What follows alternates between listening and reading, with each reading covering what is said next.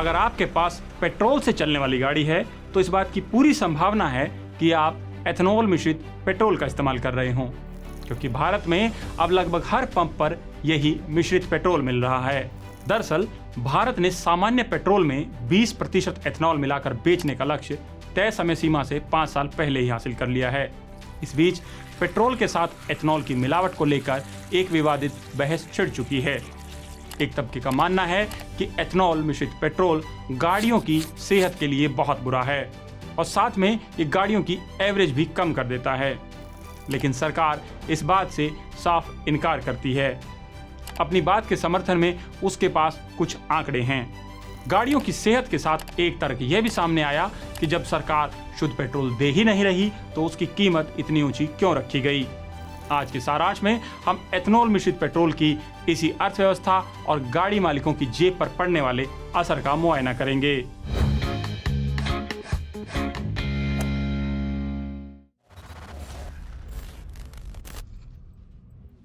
Ethanol एक तरह का अल्कोहल आधारित ईंधन है जो इन दिनों मुख्य रूप से गन्ना, चावल, मक्का और बांस आदि के अवशेषों से बनाया जाता है।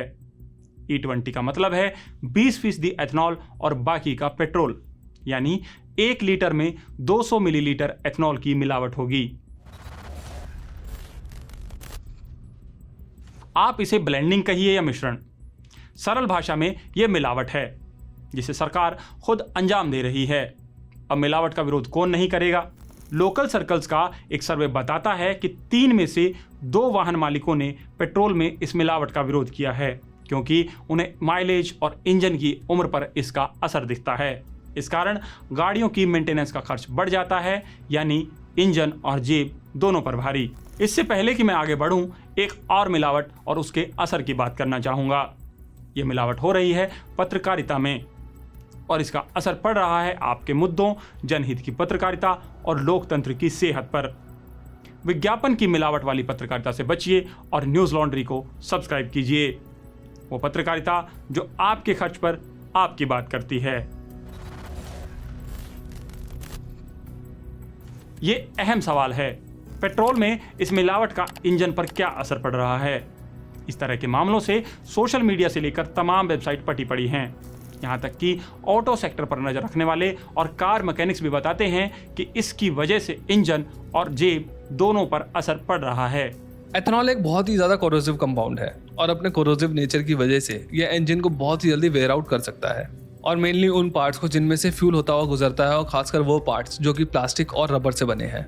यानी कि इसकी वजह से जो आपकी रबर से बनी हुई फ्यूल लाइंस हैं उनके अंदर क्रैकिंग आ सकती है, इरोजन आ सकते हैं और स्वेलिंग हो सकती है उनमें। इसके अलावा जो सिलेंडर की हेड गैस्केट होती है वो जल सकती है और सिलेंडर के बोर में स्कोरिंग हो सकती है। ये 5-7% तक कोई भी गाड़ी झेल लेगी, लेकिन 5-7% से ज़्यादा का मिक्सिंग होगा वो गाड़ियाँ झेल नहीं पाती हैं, जो बनी ही नहीं है उसके लिए। उनके पार्ट्स खराब होने लगेंगे, वियर आने लगेंगे, हैंटिंग होगी, पिकअप प्रॉब्लम, माइलेज प्रॉब्लम, माने रबड़ कटना, उसका लीकेज होना, तो ये झेल नहीं पाएंगे। तो इनको ही पता, इसलिए E27 लाने की बात कर रहे हैं।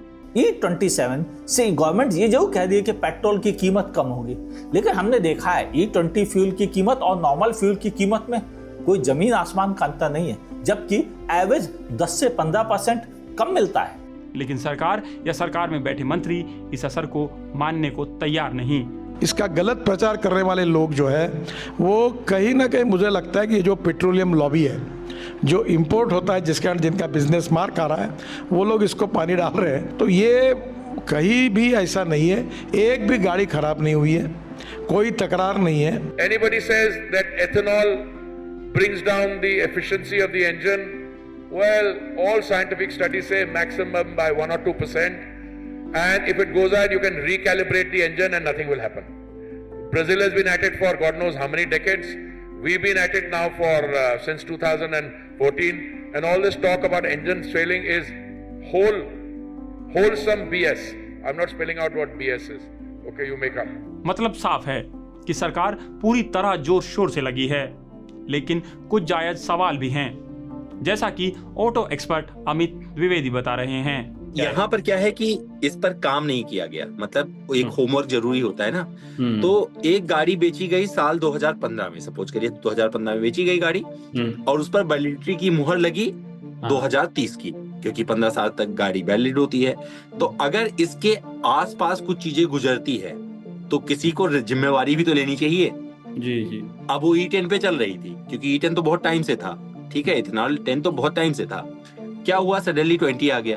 अब उसकी गाड़ी उसके लिए तैयार नहीं है अभी, माइलेज ड्रॉप हो रहा है, प्रॉब्लम्स आ रही है, अब गवर्नमेंट इसे एक्सेप्ट नहीं कर रही है, जबकि वो अपने लेवल पे प्रॉब्लम झेल रहे हैं क्योंकि उसकी गाड़ी E20 पे नहीं चल सकती है। अब सरकार को क्या करना चाहिए था, या तो जनता को पहले ही बताते, क्योंकि उसने तो भैया 50% मतलब देखा जाए तो टैक्स के पे कर रखे गाड़ी पे, ठीक ठाक अमाउंट उसने दे रखा है। उसका एक कंसर्न था कि कल को कल को गाड़ी जब बेचेगा तो उसके कुछ पैसे मिल जाएंगे, उसको रीसेल वैल्यू खत्म हो गया, क्योंकि तो जनता भी डर जाएगी, भैया बेचेंगे तो गाड़ी कबाड़ गाड़ी लेके क्या करेंगे, इससे बढ़िया नई गाड़ी खरीद लो। तो सरकार का मेन मकसद ये भी है कि गाड़ियां बिके जी, ये ना हो कि पुरानी पे ही लोग चलते रहे। तो पुरानी किस तरीके से कबाड़ा होगी, लोग डर के मारे नई गाड़ियां भी खरीदेंगे, उससे क्या इकोनॉमी और बूस्ट करेगी।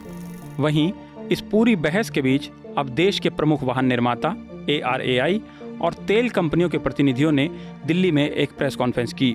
इस प्रेस कॉन्फ्रेंस में लगभग वही बातें दोहराई गई जो सरकार अब तक कहती आ रही है, लेकिन यहाँ साफ तौर पर यह माना गया कि गाड़ियों की माइलेज पर असर पड़ रहा है, हालांकि उसमें भी शर्तें लागू थी। Till date, not a single vehicle breakdown engine failure has been reported in any of the locations pan-India from any of the vehicle category, from any of the manufacturer. But today, press meet, we have categorically clarified the range we found was 2 to 4% depending upon whatever vehicles we have tested. But if customers are saying 50% fuel consumption penalty, 20%, it's all misplaced, misinformation campaign. Please be clear. इस पूरी बहस के बीच हमारी नजर एक और दिलचस्प चीज पर गई। पेट्रोलियम मंत्रालय का ये लंबा चौड़ा ट्वीट देखिए। ट्वीट कह रहा है कि उपभोक्ताओं की चिंता का कोई वैज्ञानिक आधार नहीं है, लेकिन असल में यहाँ शब्दों के साथ खेला जा रहा है। आप पूछेंगे कैसे, तो जरा गौर कीजिए। एक तरफ तो मंत्रालय कह रहा है कि इसका इंजन पर कोई असर नहीं, तो दूसरी तरफ यही मंत्रालय कह रहा है कि कुछ गाड़ियों में गैस कट तक बदलने की नौबत आ सकती है, वो भी मात्र 20 या 30 हजार किलोमीटर पर। जो गाड़ी के मालिक हैं वो जानते होंगे कि गैस कट बदलने का मतलब क्या है और इसमें कितना खर्च आता है। आगे मंत्रालय का ट्वीट कहता है कि इथेनॉल का ऑक्टेन नंबर ज्यादा है तो इंजन की परफॉर्मेंस बढ़िया होगी, लेकिन अब इसी ट्वीट के नीचे सोशल मीडिया एक्स का ये जवाब देखिए, जो बता रहा है कि कैसे ऑक्टेन नंबर की तो बात हुई, लेकिन कैलोरीफिक वैल्यू यानी ऊष्मीय मान का जिक्र नहीं किया गया, जबकि कैलोरीफिक वैल्यू ज्यादा मायने रखती है क्योंकि वही माइलेज तय करती है। दरअसल CV का सीधा मतलब ये है कि आपने 1 किलो ईंधन से कितनी ऊर्जा हासिल की, मतलब 1 लीटर शुद्ध पेट्रोल जितनी ऊर्जा बनाएगा उतनी ही ऊर्जा पाने के लिए 1 लीटर से ज्यादा एथेनॉल मिश्रित पेट्रोल की जरूरत होगी। यानी इसका सीधा असर माइलेज में दिखेगा और माइलेज का सीधा असर आपकी जेब पर। तो अब आप ही तय कीजिए कि E20 से नुकसान हुआ या फायदा। तो उसका जो मुद्दा है वो सही है कि इथेनॉल के कैलोरिक वैल्यू और पेट्रोल के कैलोरिक वैल्यू में थोड़ा फर्क है, तो इथेनॉल यूज करने से थोड़ा एवरेज कम होता है। आगे देखिए, मंत्रालय कह रहा है कि 2015 से भारत ने 1.40 लाख करोड़ रुपए की बचत की है और करीब 1.20 लाख करोड़ रुपए का किसानों को भुगतान किया है। बहुत बढ़िया, लेकिन इस बचत का कितना हिस्सा उपभोक्ताओं तक पहुंचा है? जवाब है 0। दूसरा, एथेनॉल पेट्रोल के मुकाबले सस्ता पड़ रहा है, तो फिर मिलावटी पेट्रोल की कीमत शुद्ध पेट्रोल के बराबर क्यों है? जबकि इसी ट्वीट में जिस नीति आयोग और उसके 2021 के रोल आउट प्रोग्राम का जिक्र है, वहां आयोग ने साफ साफ लिखा था कि एथेनॉल वाले पेट्रोल की कीमतें कम होनी चाहिए। तो जब नुकसान सीधा उपभोक्ताओं तक पहुंच रहा है तो फायदा सरकार अकेले क्यों डकार जा रही है? ये भी एक सवाल है। तो जनता को कोई बेनिफिट इसका नहीं मिला है, बस यही कंसर्न है सबसे बड़ा, क्योंकि अगर E20 आ गया, इथेनॉल मिलना शुरू हो गया, इथेनॉल सस्ता भी है, तो उसका फायदा तो जनता को मिलना चाहिए। पेट्रोल के 1 रुपया अगर नीचे आया हो तो बताओ। प्रेस इंफॉर्मेशन ब्यूरो यानी सरकार की ओर से जारी ये परामर्श देखिए। इसमें बताया गया है कि फिलहाल एथेनॉल की औसत खरीद लागत 71 रुपये 32 पैसे प्रति लीटर है। इसमें ट्रांसपोर्टेशन और GST का खर्च भी शामिल है। अलग अलग कीमतों की बात करें तो आज गन्ने या गुड़ से बनने वाला एथेनॉल 57 रुपये 97 पैसे और मक्का यानी अनाज आधारित एथेनॉल की कीमत 71 रुपये 86 पैसे प्रति लीटर हो गई है। साल 2021-22 में इनकी कीमतें क्रमशः 46 रुपये 66 पैसे और 52 रुपये 92 पैसे प्रति लीटर थी। मतलब बीते सालों में एथेनॉल की कीमतें भी बढ़ी हैं। इस तरह मिश्रण और कीमत दोनों में बढ़ोतरी हुई है। इस जानकारी को आधार माने तो सवाल ये उठता है कि बीते सालों में आखिर कितना एथेनॉल पेट्रोल में मिलाया गया। राज्यसभा में पेश आंकड़ों के मुताबिक तस्वीर कुछ यूं है। साल 2019 से 20 में 173 करोड़ लीटर एथेनॉल पेट्रोल में मिलाया गया। 2020 से 21 में यह मात्रा बढ़कर 302 करोड़ लीटर पहुंची। 2021 से 22 में 433.60 करोड़ लीटर एथेनॉल का मिश्रण हुआ। 2022 से 23 की बात करें तो 508.50 करोड़ लीटर एथेनॉल मिलाया गया। इसी तरह 2023 से 24 की बात करें तो एथेनॉल ब्लेंडिंग रिकॉर्ड स्तर पर पहुंच गई। 707.40 करोड़ लीटर एथेनॉल पेट्रोल में मिलाया गया। साल 2024 से 25 में 31 जुलाई 2025 तक 748.98 करोड़ लीटर एथेनॉल मिलाया जा चुका है। यानी हर साल पेट्रोल में एथेनॉल की हिस्सेदारी बढ़ रही है और भारत अपने E20 लक्ष्य की ओर तेजी से बढ़ रहा है। कहा जा रहा है कि पर्यावरण के लिहाज से इथेनॉल फायदेमंद है। ये पेट्रोल की तुलना में 50 से 65% तक कम कार्बन उत्सर्जन करता है। यही ट्वीट बताता है कि 2015 से अब तक इथेनॉल के प्रयोग के चलते कार्बन उत्सर्जन 700 लाख टन तक कम हुआ है। और जो फॉसिल फ्यूल इंपोर्ट होता है, पेट्रोल, डीजल और गैस, उसके प्रदूषण के कारण दिल्ली की जनता को मुझे समझाने की आवश्यकता नहीं है कि उसके कारण कितने लोगों की जान जा रही है, किस प्रकार से इसके प्रदूषण के कारण हमारी समस्या कितनी गंभीर है, कितने लोगों को डॉक्टर के पास जाना पड़ता है। लेकिन इसका एक दूसरा पहलू भी है। दरअसल इथेनॉल बनाने वाली डिस्टिलरीज लाल श्रेणी में आती हैं। ये वो श्रेणी है जिसमें सबसे ज़्यादा प्रदूषण फैलाने वाली गतिविधियों को रखा जाता है। इनका पॉल्यूशन इंडेक्स भी 97 तक पहुंचता है, जो पेट्रोलियम रिफाइनरी के 98 के करीब ही है। मतलब साफ है कि यह बायोफ्यूल उतना भी ग्रीन नहीं जितना कि इसे बताया जा रहा है। पर्यावरण के बारे में मैंने आपको बताया। जो जितने एथेनॉल की डिस्टिलरीज हैं, ये लाल श्रेणी, रेड कैटेगरी के प्रदूषक हैं।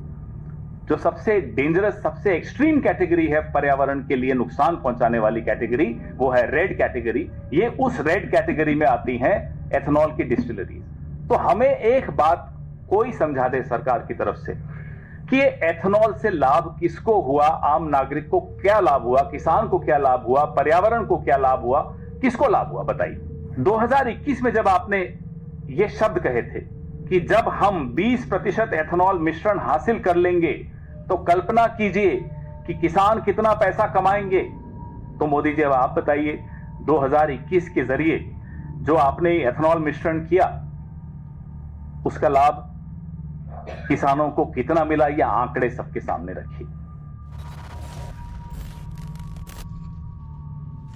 ये साफ है कि E20 का खेल सिर्फ तकनीकी नहीं है, ये जेब और इंजन दोनों पर सवाल खड़ा करता है। उधर सरकार का रुख भी साफ है कि अब वो इस मामले में कुछ सुनने वाली नहीं है, क्योंकि उसने कंपनियों की बात सुन ली है कि पहले आप ईंधन लाइए और फिर हम उस हिसाब से गाड़ियां लाएंगे। और ये मैं नहीं, मंत्री जी खुद बता रहे हैं। We have what, 88,000 pumps in India? E20 is available in every pump, basic feed.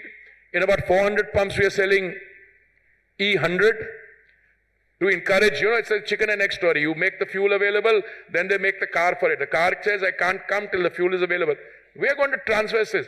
Look, just now we are in a happy situation of having done E20 several years in advance, 5 or 6 years in advance. As we proceed, I am very sure, and we have comfort level with the ecosystem, the feed and everything, we will gradually raise it. What percentage? I'm not a soothsayer. I'm essentially a incrementalist, so we will see how it goes up. तो एक वाहन मालिक के तौर पर आपको क्या करना चाहिए? सबसे पहले तो ये जानिए कि आपकी गाड़ी कौन से पेट्रोल के लिए बनी है। साल 2023 से पहले की गाड़ी है तो थोड़ा सावधानी बरतिए और तथ्यों का सहारा लेते हुए समझदारी से फैसला कीजिए। धन्यवाद। पत्रकारिता का नासूर बन चुके विज्ञापन के मॉडल को खारिज करके खबरों की इस दुनिया को बदलिए ताकि पत्रकारिता आपके लिए जवाबदेह बने। newslaundry.com/subscription पर क्लिक कीजिए और अपने मन मुताबिक पेमेंट का विकल्प चुनिए, क्योंकि हमारे सब्सक्राइबर्स का नारा है, मेरे खर्च पर आजाद हैं खबरें।